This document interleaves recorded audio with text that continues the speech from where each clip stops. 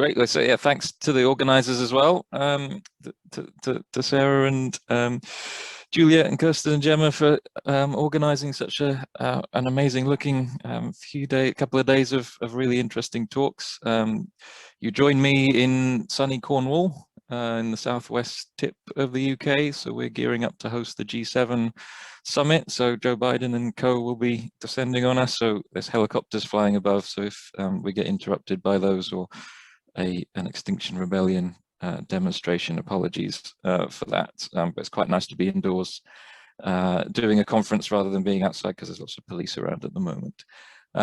So I thought I would give my keynote not on any of the empirical research that Christine just mentioned, but I thought I'd do something a bit different, which is talk about the history of cultural evolution. This is, I guess, something I've read a bit about and I'm interested in, but I think it's useful to think about the history of the concept, history of the field, because as the saying goes, if we ignore history, then we're doomed to repeat its failures. And I think there's quite a lot we can learn from that history as well. So sorry, let me get my slides up. So yeah, I guess cultural evolution research has kind of taken off in the last couple of decades quite significantly. So we now have a Cultural Evolution Society, which has several hundred members. Their conference is on later this week with loads and loads of talks. This conference, all on evolutionary perspectives on culture, and the last few culture conferences as well, are kind of evidence of the field of cultural evolution taking off. And I really like this study by Mason Youngblood and David Larty from a few years ago, where they did a bibliometric analysis of, as it says here, the interdisciplinary field of cultural evolution. And here you can see there's been an exponential increase in the number of publications that I think use cultural evolution as a keyword or mention cultural evolution in the abstract. You can see there's been a pretty sharp upturn in number of publications. I guess this is a great paper. I always found it interesting that they started their x-axis off at 1990. So kind of history begins in 1990.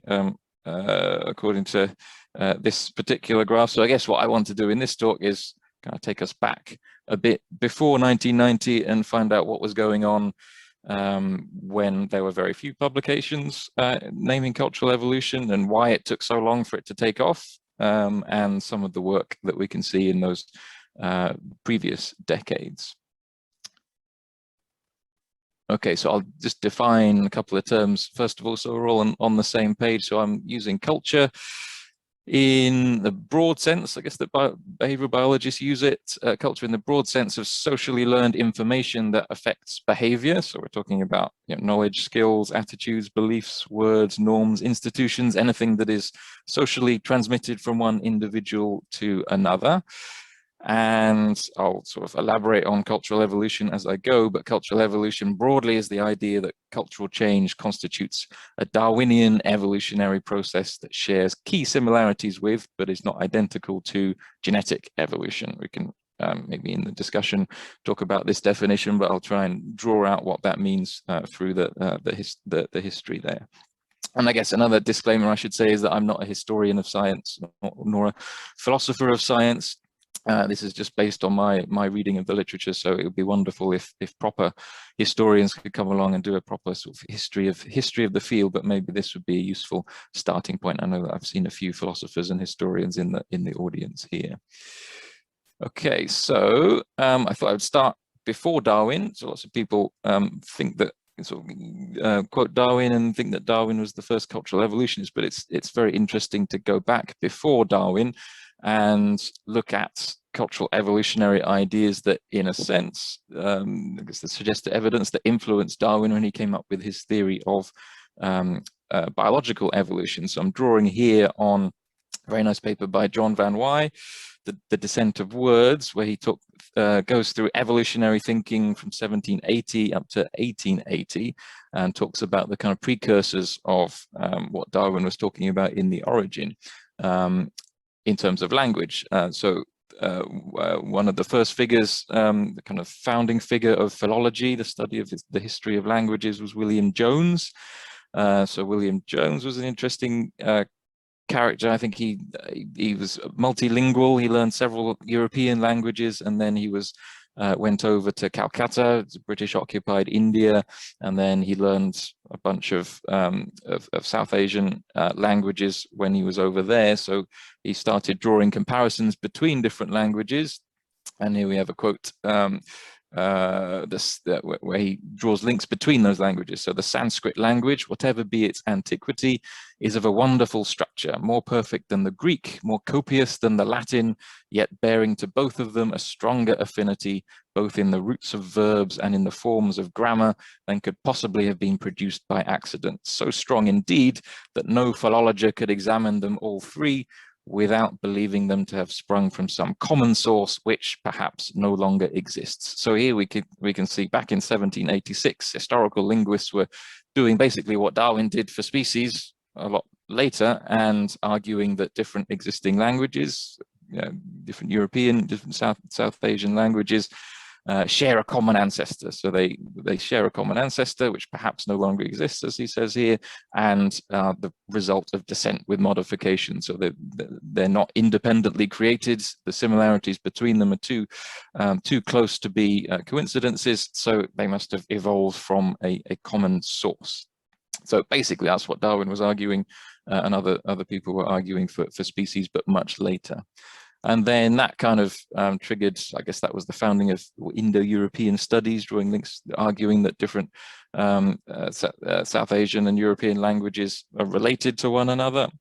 That led other historical linguists or philologists like August Schleicher to start drawing trees. Before Darwin, 1853, here we have Schleicher drawing evolutionary trees of different Indo-European languages, so Indo-Germanen, he called them, and then got Celtic languages and German and Hindi and other South Asian languages here. So again, before Darwin, you had historical linguists drawing evolutionary trees, and here we have another more complex evolutionary tree that Schleicher drew, which is pretty clearly laying out the idea that languages evolve, basically that they have a branching process of descent with modification.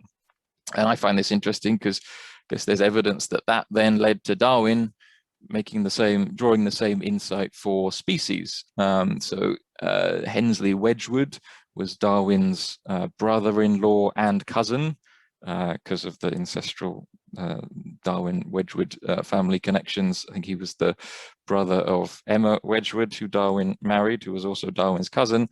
But Wedgwood was one of a major player in the origin of philology. I think he founded the London Society for Philology, was talking with all of these philologers, drawing these evolutionary trees. So I guess Van Wy in his paper, there's no direct evidence, but it's not hard to imagine Darwin talking to his brother-in-law and getting these ideas about language trees and descent with modification in language. And then it's maybe instructive that the only diagram in The Origin of Species in 1859, when Darwin wrote that, is a evolutionary tree, basically, which bears a lot of similarity to the kind of evolutionary trees that the historical linguists were drawing. So I think this kind of, we often think of biological genetic evolution as coming first, Darwin publishing The Origin of Species, and then we're just catching up with the biologists applying evolutionary ideas to culture. I think it's a very interesting suggestion here by Van Wy and others, other historians of science, that actually it's historical linguists who came first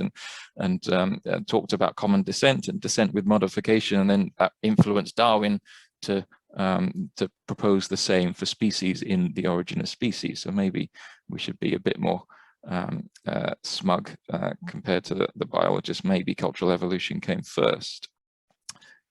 And this is a quote from Darwin that I'll read out, so apologies for the long quote, but I think it nicely illustrates how Darwin then applied evolutionary ideas in The Descent of Man to languages. So he wrote, basically echoing the historical linguists, he wrote, "The formation of different languages and of distinct species, and the proofs that both have been developed through a gradual process are curiously parallel. We find in distinct languages striking homologies due to community of descent. The frequent presence of rudiments, both in languages and in species, is still more remarkable. Dominant languages and dialects spread widely and lead lead to the gradual extinction of other tongues. A language, like a species, when once extinct, never reappears. We see variability in every tongue, and new words are continually cropping up. But as there is a limit to the powers of the memory, single words, like whole languages, gradually become extinct. The survival or preservation of certain favored words in the struggle for existence is natural selection. So here Darwin he'd published The Origin of Species, talked about evolution of species, of biological forms, and then he's applying all of those ideas that he put in The Origin back to language, drawing on the historical linguistic work that we just mentioned.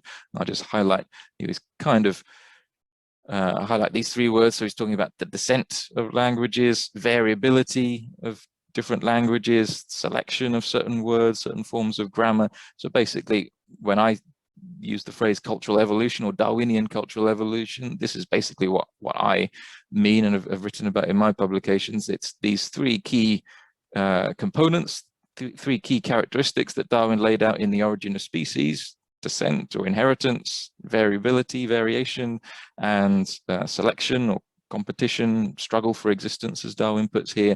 And we can apply those to languages here. So obviously language is a cultural system. There are no genes for Sanskrit or Greek or whatever. These are socially transmitted from one individual to another. So here you can see Darwin not only, I guess, going one step further, not only talking about the descent with modification and drawing and thinking about languages as different tips on a big evolutionary tree, he's also providing a mechanism, just as he did for species, for how languages change over time in an evolutionary sense. You've got inheritance, you've got variation, and you've got selection. So this was, I guess, 1871, Descent of Man, where Darwin started to talk about humans and applied evolutionary ideas to culture. Also find it really interesting that in the few decades after the Descent of Man, there was a kind of burgeoning late 1800s evolutionary social science, if you like. Lots of scholars from different disciplines were reading Darwin, were embracing Darwin's ideas, and you could see kind of cultural evolution ideas bubbling up, not quite making it, but bubbling up. So you have, for example, Pitt Rivers in archaeology. You may have been to the Pitt Rivers Museum in Oxford, which he founded, which was basically his collections expanded over time. But Pitt Rivers was a very posh English Victorian gentleman who, like many other posh Victorians, went around the world and collected artifacts. But what marked him out is that he explicitly drew drew on Darwin's evolutionary ideas to, say, think about lineages of artifacts. So here you can see that he was suggesting, this is a plate from one of his books, suggesting that basic artifacts like sticks gradually evolve along different lineages to form spears and boomerangs and clubs and different kinds of forms. So thinking in terms of, I guess, similarly to the linguist, thinking in terms of different lineages, diversifying over time. He thought about the selection pressures, I guess, that caused one artifact to gradually change into another artifact.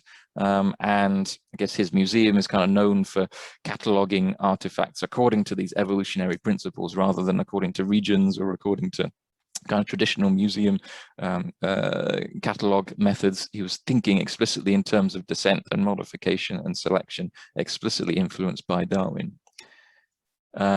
Psychology, the founders of psychology were surprisingly keen on drawing evolutionary analogies between culture and the new ideas of Darwin. So here's William James, one of the founders of psychology. A remarkable parallel, he writes, which I think has never been noticed, obtains between the facts of social evolution on the one hand and of zoological evolution as expounded by Mr. Darwin on the other. Well, I guess it had already been noticed. We just didn't read enough of his Pitt Rivers and everything else. But here was kind of, I guess this is a bit of a rambling essay that James wrote about the role of individuals and the role of populations in historical change. But you also have people like James Baldwin, famous for the Baldwin effect, explicitly using evolutionary ideas in psychology. Actually Skinner as well, a bit later, explicitly drew analogies between cultural change and biological change. But you had William James here.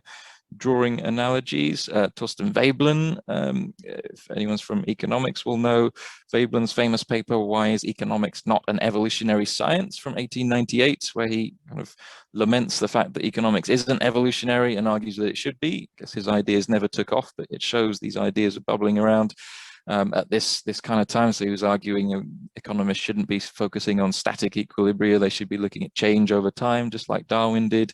So an early argument against the kind of rational actor view that is common and is still common in economics there. Again, idea didn't really take off. So we can think about, why didn't these ideas in different disciplines take off into back a few 150 years ago, 100 years ago or so? Why didn't a field of cultural evolution emerge then? Why are we still talking about it as a kind of fringe in different disciplines? A few problems, intellectual problems with the evolutionary ideas that these guys were talking about that I'll highlight two in particular. One is that if you go back and read some of these things, there was a big confusion over Lamarckian inheritance. So we can see culture as a kind of a Lamarckian system, but what I'm talking about here is kind of literal Lamarckian inheritance. So the literal idea that what we learn somehow gets into our sperm and egg cells and is passed on to subsequent biological generations. There's a very interesting book by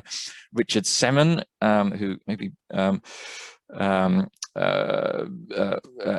anticipated Dawkins' meme that I'll come to in a bit later. He wrote a book called The Meme, or Meme maybe, where he kind of talked about inheritance in a very general sense. So back then, this was kind of before biologists had figured out the separation between genotype and phenotype, and it was thought that anything that was learned, say a bird that's migrating learns a particular migration route, then somehow that learned migration route would somehow make it into its germline, and its offspring would automatically know how to do that, how to go on that migration route from. So literally learned information was literally going into the germline, which we know is not the case now. But when you're kind of confusing cultural inheritance based on learned information and genetic inheritance based on the germline, then it's very hard to get a theory of cultural evolution because it's all being blurred up with genetic evolution. So Semon wrote, for example, instead of speaking of a factor of memory, a factor of habit, or a factor of heredity,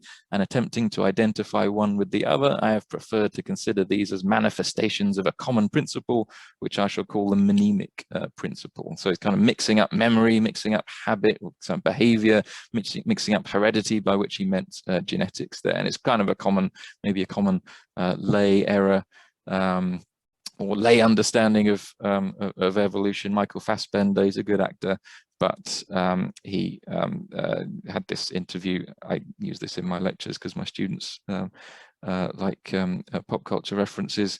So genetic memory makes a lot of scientific sense to me. So this is based on that terrible film of the quite good video game Assassin's Creed, where it's kind of, you've got learned things and you've got genetic memory, and you're mixing up genes and memory and learned information.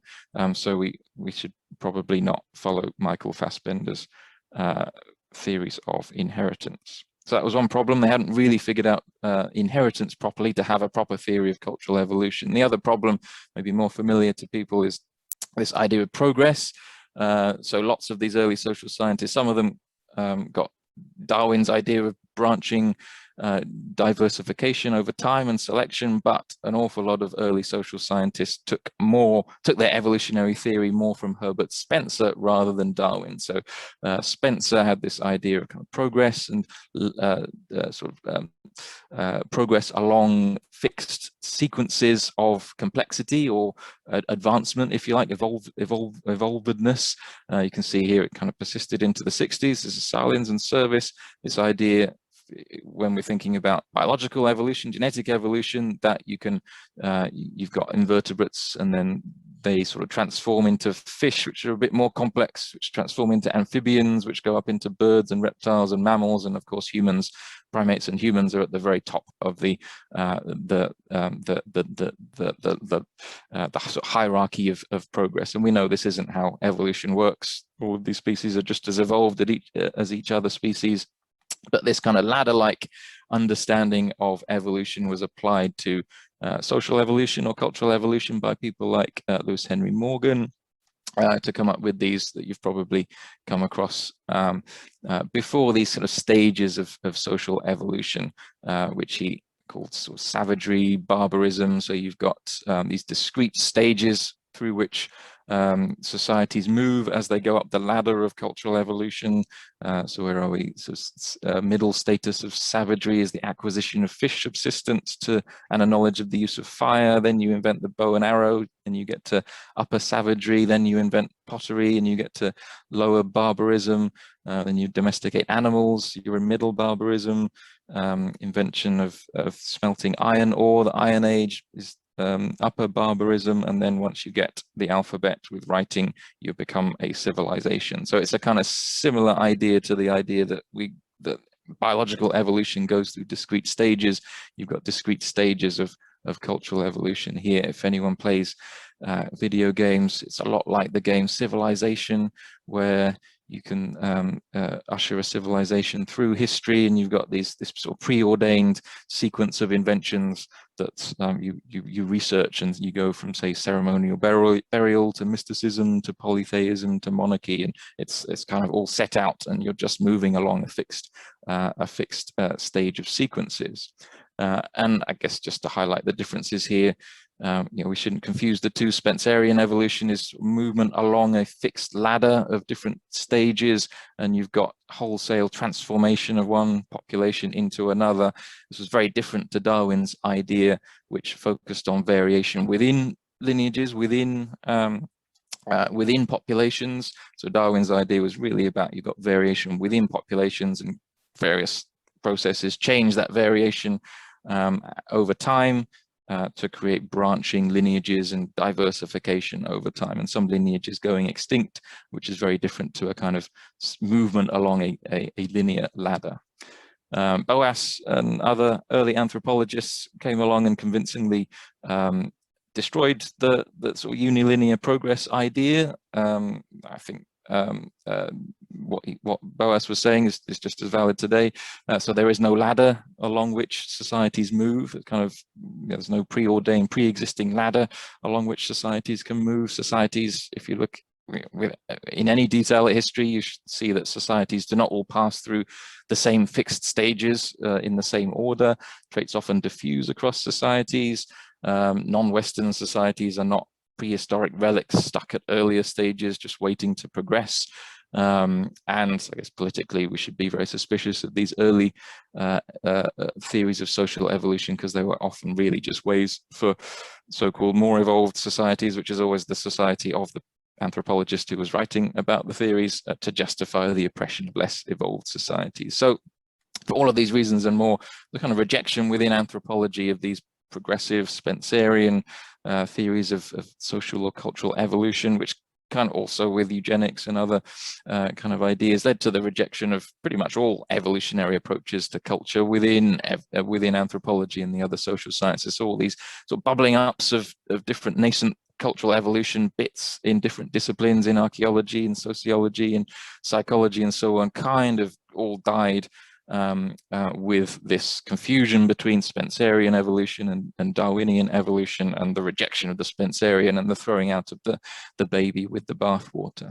So that was sort of early 20th century. Then there was a kind of long fallow period where cultural evolution wasn't popular at all. Nobody really used the term. I guess this was again the long no citation bit of Mason Youngblood's paper here.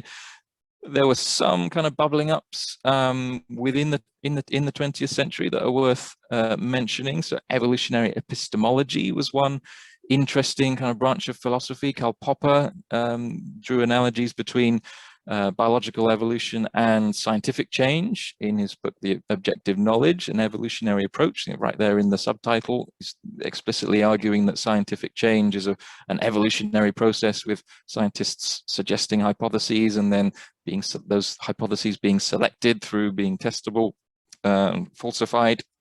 Kind of got wrapped up in his falsifiability criterion, so people don't really appreciate the evolutionary aspect of Popper's scheme today, but it was right there in the 70s.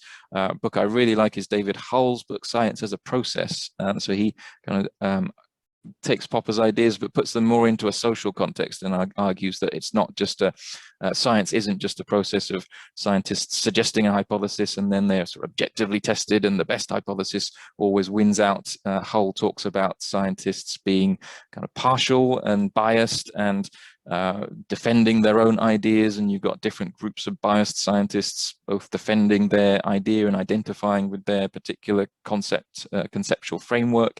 It's about kind of inclusive fitness for scientific ideas, and he looks at different groups of scientists and says the things that scientists do, like edit journals and review papers in a positive or negative way, is kind of designed to enhance the inclusive fitness of the concepts that they have. So I guess maybe we all have we all subscribe to a sort of cultural evolution framework here, so we all do things that maximize the inclusive fitness maybe of cultural evolution ideas, but the overall effect is hopefully to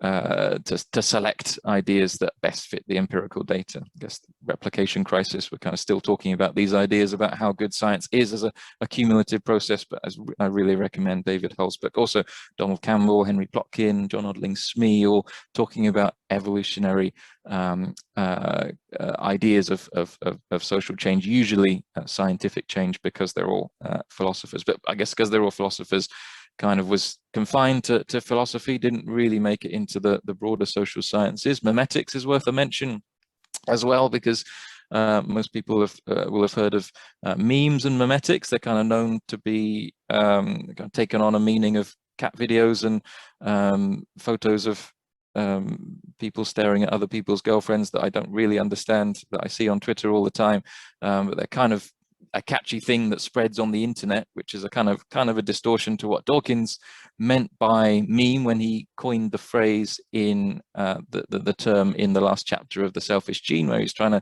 argue for the substrate neutrality of his replicator theory, arguing that evolution is all about replicators replicating themselves, and most of it was about genes and how you can best understand evolution by thinking about the genes I view and genes maximizing their own chances of persisting into subsequent generations. And he argued in the last chapter, actually, this replicator theory is universal, it goes beyond genes, and we also have memes. So what did he write? Examples of memes are tunes, ideas, catchphrases, clothes fashions, ways of making pots or of building arches. Just as genes propagate themselves in the gene pool by leaping from body to body via sperms or eggs, so memes propagate themselves in the meme pool by leaping from brain to brain via a process which, in the broad sense, can be called imitation. So he was kind of, and Sue Blackmore took that idea, ran with it, explained all kinds of things like large brains and religion and all kinds of things in the meme machine, which is in the late 90s. There was a nice paper this year or last year by Radim Shava, looking at why memetics kind of fail, why we as a community don't use the word meme so much, why we don't call ourselves memeticists. I think they suggest a few reasons. First of all, it assumed kind of discrete replicators and very high fidelity transmission, so that I guess there's too tight an analogy with genetics to be useful. I guess they're arguing here, which I think is a good point. So genes are transmitted with very high fidelity. There's discrete units of information. When we come to culture, fidelity, as people like Dan Sperber have convincingly usefully argued, is often not of super high fidelity. Often we reconstruct things when we pass things from one individual to another. And so the tight analogy with genetic inheritance doesn't quite work, and we're not quite sure, because we don't really know how information is stored in brains, that memes or cultural traits come in discrete particles. So chaining ourselves too closely to the genetic system kind of was a non-starter. They also argue, which is another good point, that memeticists like Sue Blackmore often assume benefits to selfish memes and often costs to individuals. So it's all about how the ideas themselves are good at spreading themselves, like religious beliefs, for example, beliefs in heaven, beliefs in hell, and that these are costly to the individual. Whereas in many cases, the kind of cultural traits that we have, the tools, the beliefs, the ideas, if they're the scientific theories, they spread well because they're good ideas, but they also benefit individuals. They may also benefit groups. And I guess because it was remaining within the realm of philosophy, with Sue Blackmore, Dan Dennett as well, a big proponent of memetics, there weren't really any empirical tests, no formal models, so it didn't really take off. So I would say cultural evolution as a field really took off, and the reason we're talking about it here, and there's another conference later this week, is because of these guys, Cavalli, Sforza and Feldman, and Boyd and Richardson. So there were sort of two pairs of researchers, biologists, anthropologists, who were mostly biologists, to be fair, who were kind of writing papers back in the 70s. So you can see a couple of the papers here, and then these were synthesized in two books, one in 1981 by Cavalli, Sforza and Feldman, and one in 1985 by Boyd and Richardson. I think the big advance that they brought, based on the previous work, is that they used population genetic style mathematical models to formalize cultural evolution. So whereas the evolutionary epistemologists, the memeticists, even the Pitt Rivers and all those guys, they were mostly using words, verbal arguments, arguing back and forth. What these guys did was they used a formal mathematical framework, just like population geneticists did in biology, to formalize Darwin's ideas, and they built models of cultural evolution, and they showed it could work, and that generated specific predictions that then other people could go on and test. So they explored the adaptiveness of culture as well. So they didn't just look at cultural evolution, they looked at the evolution of the cultural capacities for cultural evolution, sometimes called gene culture coevolution or dual inheritance theory. And they integrated their formal models and theory with existing social science literature. So that's, again, I think not often appreciated, that if you read their books, they go through data from sociology, they go through data from archaeology, they draw on existing social science literature. So whereas sometimes you get physicists kind of moving into another field and saying, we understand everything, we've built these models, we can explain all of your cultural dynamics, without actually reading any social science literature. Actually, they took the trouble to go into archaeology and sociology and psychology and try and ground their models in empirical data. So a couple of quick examples. Cavalli, Sforza and Feldman looked at transmission pathways. So they sort of formalized the idea of having vertical or parent to child cultural transmission, similarly to genetic systems. You also got horizontal transmission within peers. You've got one-to-many transmission, much like I'm doing now, one individual broadcasting to multiple individuals, concerted or many-to-one. They built models of these. They made predictions about things like what kind of variation you would expect between and within populations, between groups, how fast cultural evolution should be based on these different pathways of transmission. As I said, they also collected data themselves. This is data from by Barry Hewlett in the ARCA Society. So this data has kind of been superseded now, but you find, say, hunting skills are very heavily, these are percentages, hunting skills are very heavily transmitted from parents, whereas something like dancing or singing heavily transmitted from peers rather than parents. So you can draw conclusions about, say, cumulative culture and fads and fashions, drawing contrast there. You've got Cavalli, Sforza's and Feldman's surveys of Stanford students in the early 80s, a very biased sample, but they kind of quantified the extent to which a particular trait was influenced by the father of the participant, which is the vertical axis, and the mother, which is the horizontal axis. So you can see religious belief is highly maternally transmitted, political position is highly paternally transmitted. Again, quite a biased sample, specific sample here, but again, they were trying to quantify these things which stemmed from their quantitative models. Boyd and Richardson looked at conformity.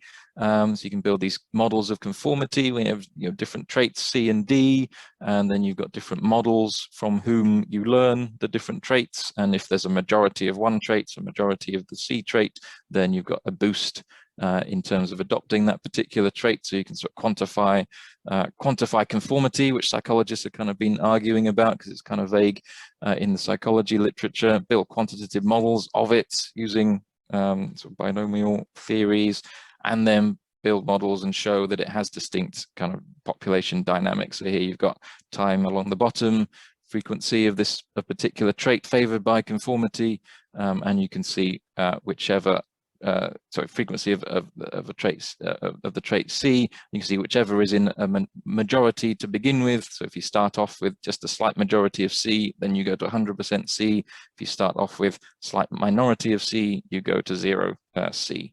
0% C. So it generates kind of group differences, which they argued can explain things like very sort of homogeneous computer choices amongst my undergraduates, or dress styles, which tend to be sort of uniform within societies, but different across different societies. So I kind of draw an analogy here between what they did with their mathematical models, drawing on population genetics with actual population genetics back in the 30s, where you had people like Fisher, Haldane, and Wright, who kind of did the same. They formalized Darwin's ideas of evolution, of natural selection. I kind of forget that back in the 30s, people were arguing that Mendelian genetics and Darwinian evolution, Darwinian natural selection were different things and conflicted. But it wasn't until the mathematical models of these guys in the 30s that they managed to integrate genetics and evolution, Darwin's ideas of evolution, and then biology kind of took off as a discipline. So for me, they kind of served the equivalent function that these guys did back in the 30s for biology. These were our Fisher, Haldane, and Wright, by making things quantitative, making things precise, stop all the sort of verbal arguments back and forth over what is a mean, what is fidelity of transmission, and that led to the burgeoning of empirical work, which I've put a few studies here from the last couple of decades that I think were influenced by, say, Cavalli, Sforza, and Feldman's work on transmission pathways, studies that have expanded on that data that I presented from Cavalli, Sforza, and Feldman, updated it in different societies, in other species, looking at when vertical and horizontal transmission would be expected and when we see that and the consequences. Lots of work has followed up on conformity, again, because it's a specific thing, defined in a specific way. Lots of people have run experiments to see how conformist are people. Do we see conformity in the field, in cooperative dilemmas, in other species, again, with some of the work there. In parallel to that, sort of work on cultural microevolution, thinking about the nuts and bolts of how things are passed on from person to person, you also had cultural macroevolution. So this is kind of Darwin's other insight that we started with, that he took from historical linguistics. He took these tree-like diagrams, thinking about common ancestors. I guess since then, biologists have used all kinds of formal phylogenetic methods to draw much more accurate macroevolutionary trees, like this tree of mammals here. So back in the early 90s, Ruth Mace and Mark Pagel basically did the same for cultural macroevolution. So they used language as a marker of descent, a measure of descent, and constructed linguistic phylogenies, and then they used comparative methods, in this case looking at pastoralism, camel keeping and not camel keeping in this first paper, trying to reconstruct the evolutionary history of this particular trait, camel keeping, thinking about whether it emerged in one common ancestor and spread to those societies, or whether it was independently invented or transmitted across different branches. So using the same kind of methods that biologists use to try and understand the macroevolution of species, to understand the evolution of societies and different traits within societies.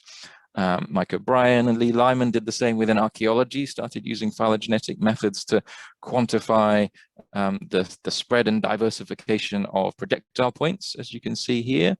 And Russell Gray and Fiona Jordan and Quentin Atkinson, other collaborators there, again, did a whole load of really nice work, again, applying phylogenetic methods to language data. And we kind of come full circle now. We started with Jones and his Indo-European speculations. What Russell and his colleagues did was to apply modern phylogenetic methods to construct an actual phylogeny of Indo-European languages that we can see here with some of those languages, Hindi, Bengali, that Jones was talking about, as well as the European languages, and we can actually see how they are related to one another on this phylogeny. Okay, there are other lineages that I haven't had time to talk about today, but shouldn't go unmentioned. Lumsden and E.O. Wilson had a whole gene culture coevolution theory. They had another book that's often overlooked, that I've overlooked today, but is worth a look. Evolutionary economics is kind of a fringe pursuit by Nelson and Winter and others, building on Torsten Veblen's ideas. Cultural epidemiology of Dan Sperber and all of his the people that he's influenced. Kind of tries to take a more cognitive approach to cultural change. I haven't really mentioned, but if I had more time, certainly would do massive work in other species, non-human culture that Galef and Bill McGrew and Andy Whiten and others instigated in the 90s, looking at non-human species and their cultural traditions, cultural evolution. Simon Kirby and James Herford thinking about language evolution and cognition, lab experiments, as Christine mentioned. I had a bit of a role early on introducing lab experiments along with Billy Baum and others to try and test those kind of ideas that Cavalli, Sforza and Feldman and Boyd and Richardson quantified in the 1980s. So these are excluded not because they're not important, but just because of time, which I am myself running out of. Okay, so in conclusion, I think we should appreciate that cultural evolution has a long evolutionary history. Cultural evolution itself evolves over time. It's a branch of science, and as Popper and Hull and others argue, we are part of an evolutionary intellectual lineage. There are multiple branches. Some of these have been dead ends. These unilinear progress theories, for good reason, died a death back in the early 20th century, hopefully. Other ideas like memetics have a lot going for them, but weren't quite right, so never really took off. I think modern cultural evolution research began with the formal modeling of cultural microevolution provided by Cavalli, Sforza and Feldman and Boyd and Richardson, complemented by the cultural phylogenetics of Mason Pagel, O'Brien and Lyman, Gray et al., which quantified cultural macroevolution. So a few thoughts to finish off with, maybe that people can follow up with in the discussion. Firstly, when I was a few years ago, 15 years ago, when I was younger and more headstrong, I wrote this paper with Andy Whiten and Kevin Leyland arguing for a unified science of cultural evolution. So it's kind of arguing that if Cavalli, Sforza and Feldman and Boyd and Richardson serve the same function as Fisher, Haldane and Wright, and sort of quantify cultural evolution in the way that they quantified genetic evolution, after them in biology, there was a kind of evolutionary synthesis and all biologists came together and in the 40s and 50s and started studying species, studying biological systems within an evolutionary framework to a large extent. So in this paper, we suggested that maybe with an evolutionary framework, we can integrate the different branches of the social sciences, maybe like was tried in the late 1800s. But if we have this formal theory, maybe we can do that a bit better. I don't think we've come towards an evolutionary synthesis in the last 15 years. I still hold out hope, but meetings like this kind of encourage me, where we have people from different disciplines, from archaeology, from psychology, from sociology, from anthropology, all coming together. And I guess I would encourage everybody to keep doing that, to make links between disciplines and draw on ideas across different disciplines. Because I think there's a huge benefit to crossing disciplines and seeing all of these different social science disciplines as different branches of an evolutionary science of culture, rather than just different disciplines, all with their own separate ideas, separate concepts, separate lineages, separate methods. Secondly, I think there's a need for closer integration of theory and data. I think I need to do this in my own work, but people like Charles Efferson and Michael Muthukrishna, Joe Henrich, Pete Richardson, Richard McElreath in his book have made really useful, convincing to me arguments that because we have this, it's a kind of a weird situation where we have this formal modeling that I mentioned by Cavalli, Sforza and Feldman and Boyd and Richardson, and then lots of people want to test these ideas about conformity, for example, and then you run a lab experiment or you collect your data, and then you use generic statistical methods like linear regression to test whether you found conformity, for example. Whereas we can do a lot better science if we skip the vague generic linear regression kind of methods and just take the models that we have, that Boyd and Richardson and Cavalli, Sforza and Feldman provided for us, take those models and explicitly test them in the lab or in the field. So skip the kind of generic, the generic statistical methods, and that needs a kind of closer integration of theory and data. So we're in our experiments and in our field data, we're explicitly testing the specific theories that are proposed, which will lead to a better testing of those theories, and the other way, and more that we should our models should be better informed by the empirical data that we collect as well. So a kind of closer integration of theory and data. A big hurdle for this is that there's not much training in formal modeling in most social sciences. A bit of a sorry, I should say a good example of that is Dominic Defner's paper recently, which ran experiments looking at social learning in the lab, and he did exactly that. So for example, conformity that I mentioned earlier, rather than just some vague notion of conformity, he actually had models of conformity drawing on those Boyd-Richardson models, and showed and managed to get the sort of conformity parameter to show the strength of conformity and how conformity is actually working, and so linking it really tightly to the theory. So I really like that paper. One barrier to this, as I mentioned, is a lack of formal training in modeling. So a quick plug for my what I've tried to do for my students, and as well what myself, Alberto Acerbi, and Marco Smola did, where we tried to have a kind of introduction to modeling, simulation models of cultural evolution, where we take the reader through different processes that I've mentioned, conformity and so on, so you can have an easy training in these kinds of ideas. Another quick, I'm running out of time, another two quick ideas. I do worry sometimes that when we talk about cumulative culture, we're kind of verging sometimes towards this idea of progress, this unilinear progress that I mentioned at the beginning of the talk. So lots of interest in this cumulative culture, the idea that we accumulate modifications and technologies over successive lineages. So the kind of classic illustration of this on the cover of Basala's book, where you've got a sort of lineage of unilinear lineage of artifacts. I do worry that sometimes this verges into this sort of civilization style, unilinear stage kind of style. So we should be careful not to confuse cumulative culture with these unilinear processes, and we should bear in mind that when we're thinking about cumulative culture, we're thinking about always variation within societies, we're thinking about diversification over time, we're not thinking about societies moving along stages, and we shouldn't think that our particular society with our space shuttles and our iPhones and everything is kind of at the top of a ladder, top of a cumulative ladder. We should think of this as one tip in lots of cumulatively evolving branching lineages. And my final point, more diversity is needed. I'm happy to be picked up on this in the question and answer, but I'm afraid my talk has been a litany, a shower of white old men and their work. Not to denigrate any of these guys and their work, but I think obviously the field has made a lot of progress in the last couple of decades to get from a succession of white men to much more diverse, much more diversity in the community in terms of gender and ethnic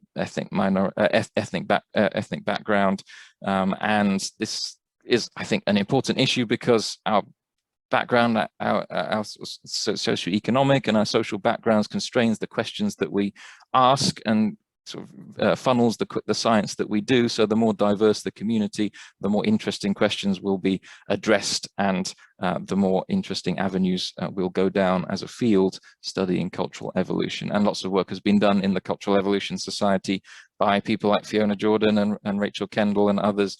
And the inaugural meeting of the Cultural Evolution Society, for example, had Christine giving an excellent plenary, and Miriam Heidel and Celia Hayes.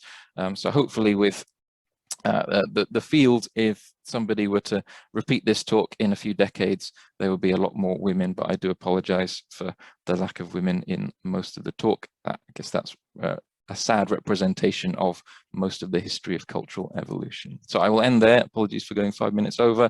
Hopefully I filled in a few of the details of what went on in these decades before 1990, and happy to take any questions that anyone has or comments on that.